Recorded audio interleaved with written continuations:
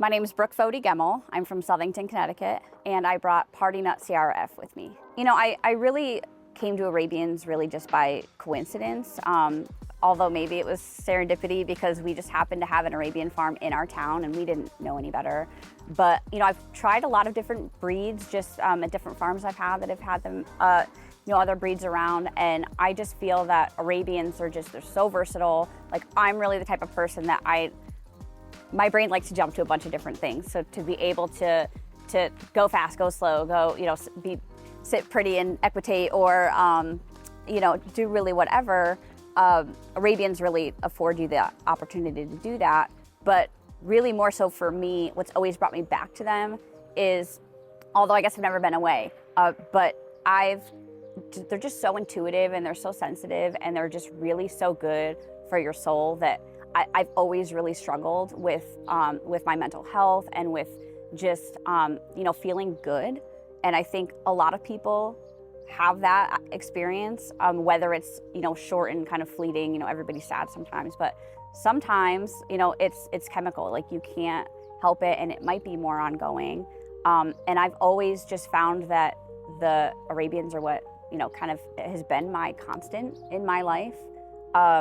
In high school, that was the first time that I really dealt with some really deep, darker times. And it was, I think about this so much more now, being around a lot of kids in my barn now that I'm in my 30s and there's a lot of kids around, and I just I wish I had someone to talk about this with when I was a kid, because, I'd go to school and I really hated it, and I almost didn't graduate high school, and because I just struggled so much that I just didn't care. And there were so many things that it was like I didn't think I'd go to college. I didn't think I'd get married. I didn't think I'd have kids. And it was not even so much that I didn't think I could. I just really didn't think I was worthy of that. And I didn't think that I deserved to even live that life. And it was tough because you'd say, hey, I'm struggling. I'm sad, and people would be like, we have horses, like how could you be sad? You have food on the table, you have everyone's dream, like how could you be sad about that? And when it's chemical and it's part of who you are, like you need to find ways to balance that again. And for me, I absolutely needed professional medical help because I have a lot of chronic things, and so that was part of it. But really, the horses and the horse community, if I can have my body in check and I have horse time and I have the people, if those things are in balance, then everything else is kind of gravy after that. So, I found that, in high school, there was a lot that I felt, there were times that almost didn't make through, where I just really thought, I wouldn't even really see the day that I would be an adult. And I'd go to the barn and I would just have a terrible day and barely make it through. And I'd go into his stall and he would really he'd come and he'd put his head on me, and it would just make my day so much better. And even now, I really do struggle to this day. Even a day like today, I don't know, I wake up and I'm just okay, I just don't feel good today. But, I go into the horse's stall and it all just kind of goes away. And even just the people that I surround myself with here, I've been really lucky that, I ride with two barns up at home, and I show with a barn out of Florida. And these are people I don't get to see every day, or maybe even see in person 2 or 3 times a year. But they've just become my family, close friends, close family, that, I feel like they're here for me no matter what. And to know that I have that, it just makes a huge difference. I feel like one thing that, riding is so therapeutic, and being around horses there's so many programs that are focused just around horses for that reason. But I think it's very underrated, as, you don't need to have had something super serious in your life happen for you to be able to benefit from spending time with these animals. Because, I find I go to the barn and the most relaxed that I am in that whole week is my drive home from the barn, because I have now spent, half an hour riding where nothing else was a focus at all but that horse. And yeah, I just feel like that, just if I don't have that barn time, I'm a different person. There are so many things I wish I knew when I was younger. And I think the number one that I always try to tell people is, so, you're here at a horse show. We're literally asking to be judged, asking to be compared to each other. And especially as young people, that can really take a toll on you when it doesn't go your way. And when it does go your way, that can have a different type of effect. And so I wish that you can be really hard on yourself when things don't go your way, right? And then you can, you see all these people who maybe are doing really well and they have like 8 horses and they're winning and they're just like, they make it look so easy. And then you think to yourself, like, I'm never going to have that. I'm never going to be that. Like, that's not something that I'm capable of. I had a moment at a national show, like my first US Nationals.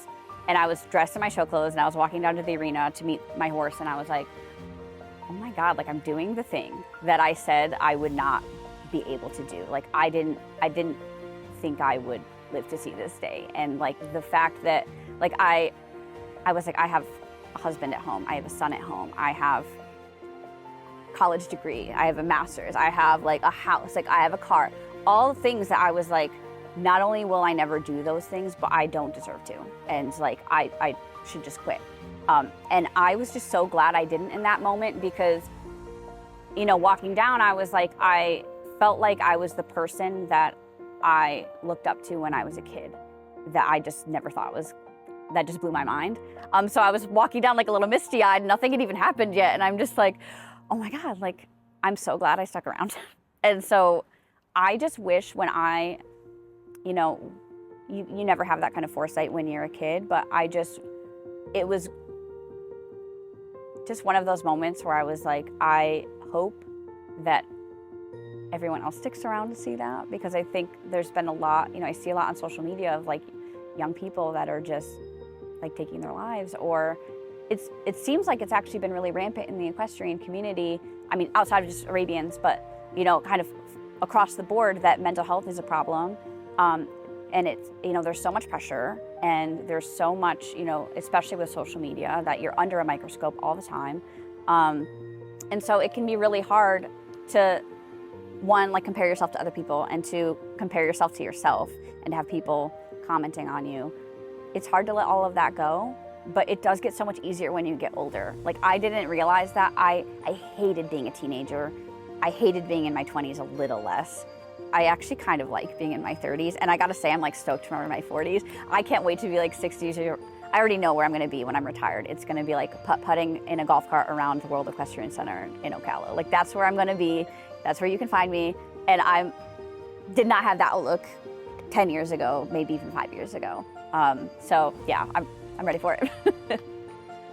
So for anyone that is struggling with mental health, I think the biggest advice that I would give is that it's probably a two-parter, is one, like there is no weakness in asking for help. That none of us can do this alone. Like I have so many people behind me that are, I have a lot of chronic things. So I have like a lot of doctors behind me. I have a lot of, I have 3 trainers, coaches, 4. I have at least, honestly, because I feel like there's always these teams, right? So it's like, okay, yeah, this is the head trainer, but then you have like, okay, you have assistant trainers, you have the entire barn staff, you have the entire team. All of a sudden, you have like all these people behind you.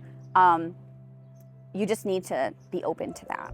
And it can be hard to be open with that. I mean, I don't walk around saying like, hey, I'm struggling. But, a lot of the time they might know, but I know that I can go to any one of those people and be like, I need help. And if it came to that, they'd be there. And that is actually, what it took for me in high school was I went to a friend and I was like, things are really bad for me right now. And she's the one that took me to go see a professional, and that changed everything for me. So I always thought that was a weakness. I wasn't able to talk about that, but the longer that I moved through life, I realized that it actually takes a lot of strength to ask for help and to be open. And the other piece is that what help looks like for you is not the same as what it looks like for somebody else. That, what helps me, I've said is like getting my body right, getting my horse time, and having my social, my people, that might be different for somebody else. Not everybody needs medication, but some people do, and that's okay. It took me a while to be like, that's okay. You know, your brain is an organ in your body, just like everything else. So why wouldn't medication be okay? But if it's not okay for you, that's also okay. But you need to, you know, be open to figuring it out, and to, above all things else, like, know that it can get better, and that a lot of the times the only way is if you are open to getting that help, and try not to be defeated if you know, it's not an overnight thing. You know, I have been struggling really, like, 16 years old, I know, like 16, and I am gonna turn 32 this year, and I still have a hard time. But it's a lot easier now, and I always know most of the time that, okay, there's light at the end of the tunnel, and it's usually a lot easier to get to that. My name is Brooke Gemmell, and I want you to know that if you're going through something, you are not alone, and you have the wonderful Arabian Horse community around you. You just have to ask for help.